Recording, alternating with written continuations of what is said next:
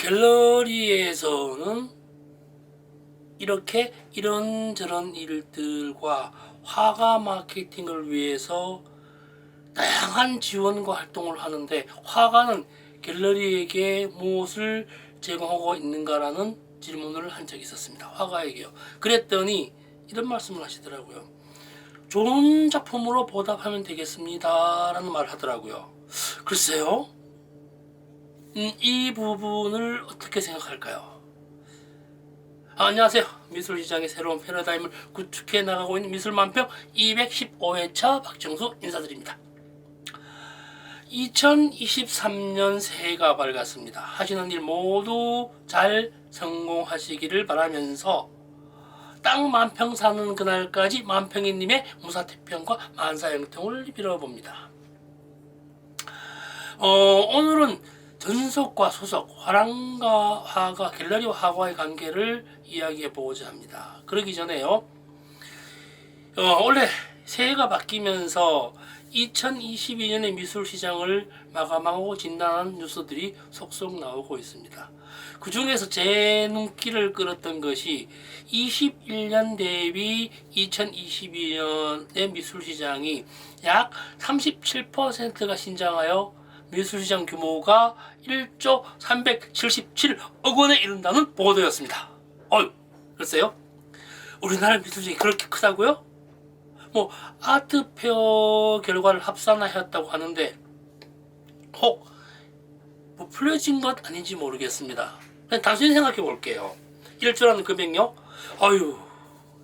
300만원짜리 그림이라면요 33만 점이 판매되어야 하는 수치입니다. 엄청나죠? 1000만원짜리라면요 10만 점이 팔려야 하고요, 1억짜리라면 만점이 팔려야 하는 어마무시한 금액입니다. 작년에 그렇게 많이 팔렸을까요? 저는 좀 의문이 많습니다. 잘 믿음이 가지가 않습니다만, 각종 아트 페어가 끝나면 입장객 수와 판매 액수를 언론지상에 밝힙니다. 주최 측에서 그렇게 보도자를 보내죠.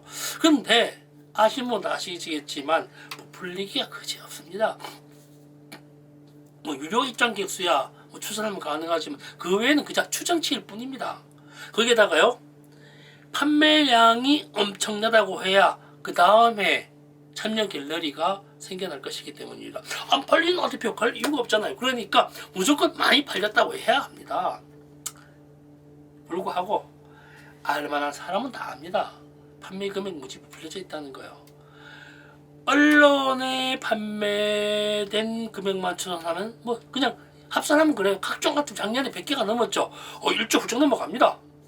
저는 개인적으로 그것의 절반 좀 상회하지 않는가라고 생각을 합니다. 대충 6, 7천억 정도 말입니다. 그것들은 제 입장에서 많이 봐준 것이라고 생각합니다. 처음부터 다시 돌아가겠습니다. 화가가 갤러리에게 제공하는 좋은 작품이란 잘 팔려야 합니다. 갤러리가 화가에게 제공하는 다양한 마케팅은 잘 팔리는 작품을 제작할 때까지의 이야기입니다. 지원합니다. 여기서 정리하고 넘어갑니다. 잘 팔리는 작품이란 뭘까요? 싸다고 잘 팔리면 싸게 팔면 되고, 예쁜 그림이 잘 팔리면 예쁜 그리면 될 것 아니겠습니까? 하지만 시장은 그리 호락호락하지 않습니다. 지난번에도 말씀드린 바 있지만 미술품 구매자는요 자신의 돈을 보관할 수 있는 가능성이 높은 그림에 돈을 지불합니다. 돈이 보관될 가능성이 높은 예술가나 그것을 보증할 만한 믿음직한 갤러리를 보고 돈을 쓴다는 이야기입니다. 결국은 좋은 작품이란 돈을 보관할 수 있는 금액의 양을 측정하는 기준이 될 수도 있다는 말입니다. 꼭 그렇다는 건 아닙니다. 예술적 중요하죠. 젊은 화가의 100만원과 박수근, 이중섭, 김한계 등의 100억을 비교해도 마찬가지입니다. 갤러리에게 말하는 좋은 작품요, 참 아이러니하지만 그 화가님요 갤러리가 없어도 되고요. 전속이나 소속이 아니어도 됩니다. 일정한 계약 관계가 아니어도요. 본인이 미술 시장에 살아남기 위해서 좋은 작품 그리기 위해서 최선을 다합니다. 이미 최선을 다하고 있는 것을 어떤 계약 관계에 있는 갤러리에게 좋은 작품을 제공한다는 것은 좀 아이러니한 거 아닐까요? 좋은 작품은 일정의 교환이나 등과 관계가 아니라는 말입니다. 이미 잘 팔리고 있는 화가요, 갤러리와 계약하지 않습니다. 화가가 갤러리에게 제공한 좋은 작품, 좀 갤러리보다 브랜드가 좀 낮아야 부적분이 많다고 여겨야만 전속이나 소속 계약을 맺지요. 제가 하고 싶은 말은 여기서부터입니다.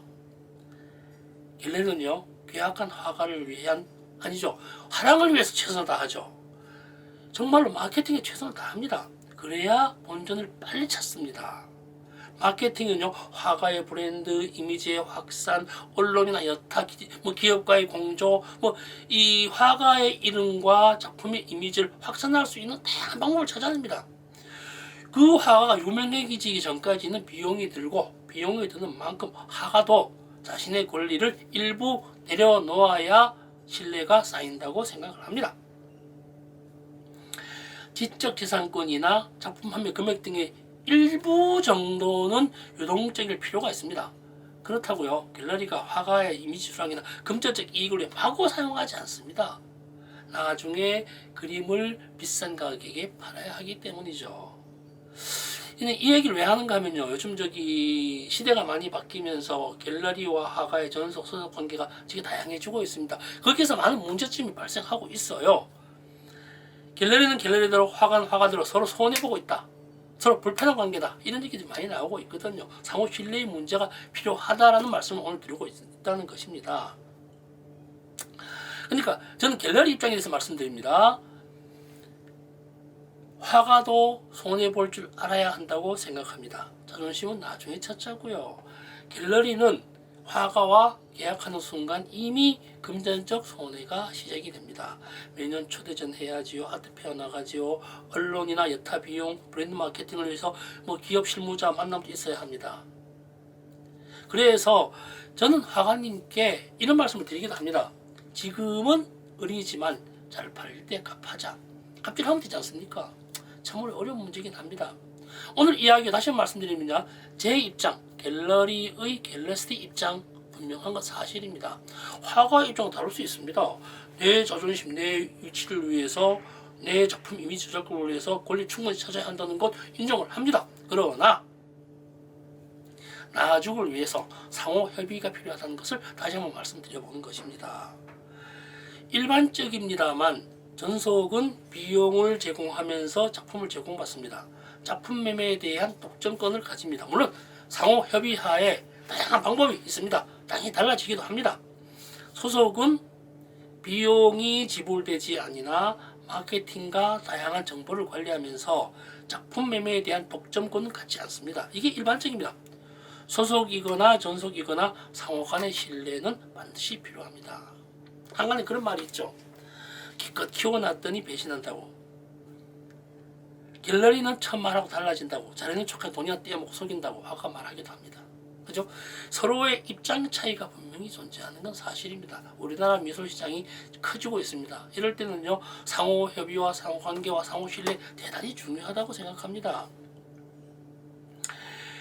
갤러리가 비용이 지불되는 전속 화가를 두지 못한 이유가 여기에 있습니다. 매매가 언제부터 활성화될지 모르기 때문입니다. 여기 포인트입니다. 이름을 얻지 못한 화가들을 전속하면은 그들의 작품이 좋아서 판매되는 것이 아니라 전속 계약한 갤러리를 믿고 거래가 시작된다는 것은 분명합니다. 나중에 화가의 브랜드가 갤러리보다 더 나아지면 이러한 관계가 바뀌기도 합니다. 그럼에도 불구하고 갤러리는 화가가 필요하고요, 화가는 갤러리가 필요합니다. 상호관계가 필요합니다. 더 나은 내일이 필요하다는 것을 말씀드리고 있는 것입니다. 오늘 이야기 여기까지 짧게 이야기를 했습니다. 오늘 이야기가 흥미로웠다면 구독과 좋아요, 알림 좀 필수적이고요. 오늘 못다한 이야기는 다음에 또 한번 해보겠습니다. 네, 고맙습니다. 즐거운 하루 되세요. 고맙습니다.